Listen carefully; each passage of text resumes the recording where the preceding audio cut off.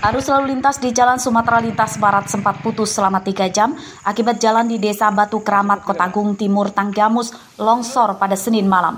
Lebih dari separuh badan jalan tertutup material longsor dari tebing di sampingnya.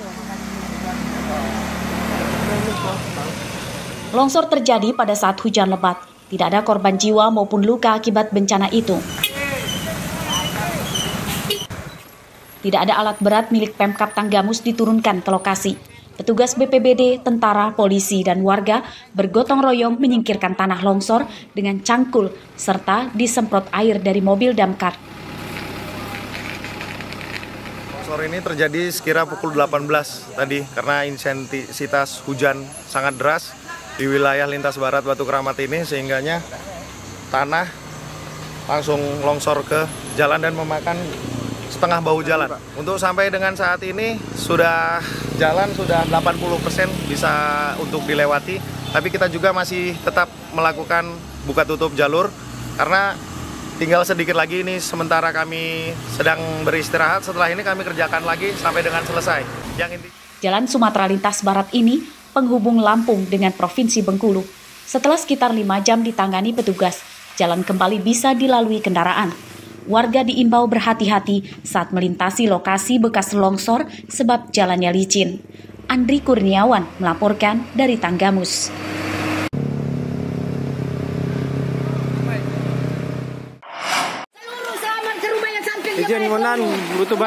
Tiga rumah di Desa Wiralaga, Kecamatan Mesuji, Kabupaten Mesuji terbakar pada Senin siang. Kobaran api cepat membesar karena lokasi kebakaran berada di permukiman padat dan banyak bahan yang mudah terbakar, seperti kayu pada atap dan plafon, perabotan rumah tangga, hingga tabung gas. Kebakaran sempat menyebabkan warga panik.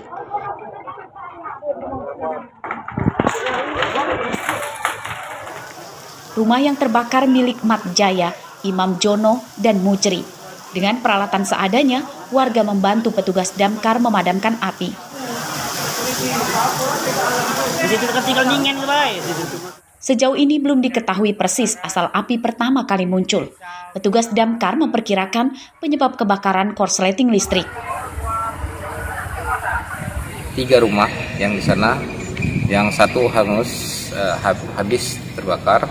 Kemudian personil yang kami kerahkan 5 orang yang kami kerahkan hari ini dan 1 kendaraan.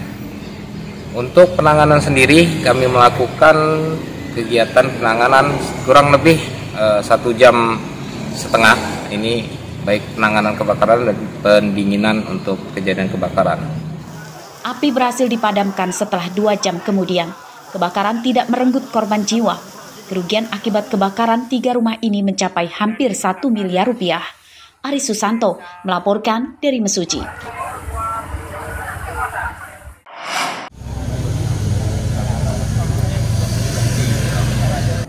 Kabar dugaan perampokan disertai penculikan di rumah Mustam di Desa Moris Jaya, Kecamatan Banjar Agung, Tulang Bawang, Senin siang menggegerkan warga. Warsih, istri Mustam, hilang dibawa pelaku berikut minibusnya. Menurut Mustam, istri dan mobilnya hilang pada dini hari. Ia mengetahuinya saat baru pulang dari salat subuh di masjid. Kondisi dalam rumah korban juga berantakan, namun tidak ada barang berharga seperti uang dan surat-surat kendaraan yang hilang. Kakak saya itu ya 1 jamaah pulang duluan, terus nyusul saya mobilmu 2 orang, kamu tahu kan itu. Kira-kira sekitar jam berapa, Pak? Sekitar saya berangkat ke masjid jam 5 kurang 10, paling jam 5-10 menit lah, jam 5-an lah dibawa itu. Yang dibawa mobil pribadi atau? Pribadi, Pak. Sama istrinya juga, Pak, ya dibawa? Sama istrinya dibawa. Di Sandra, Pak, ya? Di Sandra. Anak-anaknya, Pak? Enggak, nanya di rumah.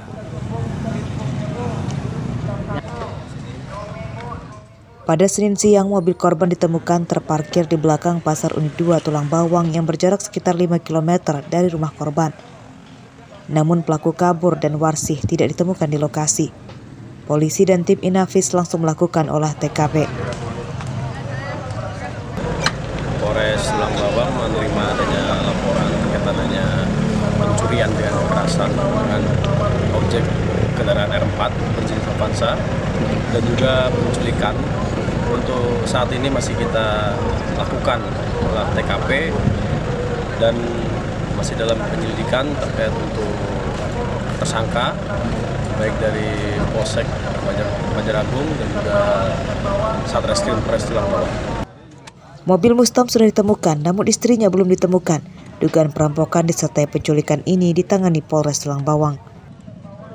Mustaqim melaporkan dari Tulang Bawang.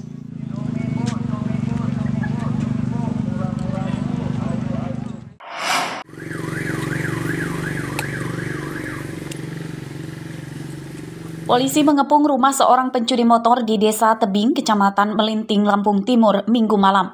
Polisi menemukan tersangka bersembunyi di kamar mandi.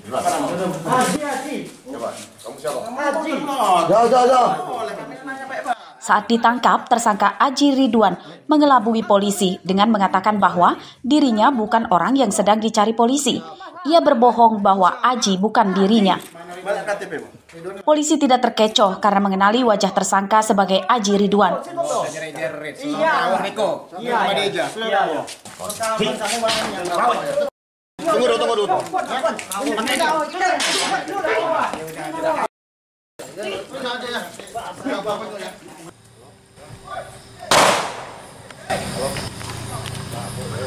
Dalam pengembangan berikutnya, polisi menangkap Suhaili yang rumahnya tidak jauh dari lokasi penangkapan pertama.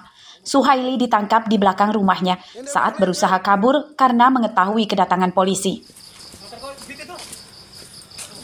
Tersangka Aji Ridwan dan Suhaili kemudian digelandang ke Mapolresta Bandar Lampung. Hasil pemeriksaan polisi, kedua tersangka telah mencuri 10 motor di Bandar Lampung. Mereka menyasar motor di garasi Indekos bermodus merusak kontak motor dengan kunci T.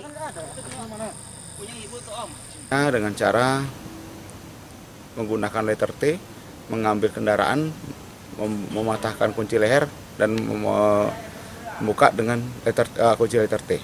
Kalau dari pemeriksaan sendiri sudah berapa TKP itu? Sementara dari hasil keterangan dari tersangka sudah melaksanakan pencurian di Kota Bandar Lampung sebanyak 10 TKP yang dimana kita kembangkan terus dan saat ini terus kita dalami dari penyidikan. Dalam sehari tersangka bisa mencuri hingga 2 motor sekaligus. Motor curiannya itu kemudian dijual ke penadah dengan harga Rp3 juta hingga Rp5 juta per unit. Kiri. Kamu keliling nyari kos-kosan yang ada parkir motornya? Iya, Pak. Terus gimana? Ya kalau kondisinya aman, ambil, Pak. Ambil? Iya. Sehari bisa berapa kali ngambil motor? 1, Pak. Ada kali. Yang 2, Pak. Ada yang 2? Iya, Pak. Semua rata-rata motor matic? Iya, Pak. Kamu jual harganya berapa? Kalau tergantung tahun, Pak. Tergantung tahun? Iya. Polisi menyita 1 unit motor hasil curian tersangka yang kontaknya telah dirusak menggunakan kunci T. Penyidikan kasus ini masih akan dikembangkan untuk menangkap penadahnya. Robi Laste melaporkan dari Lampung Timur.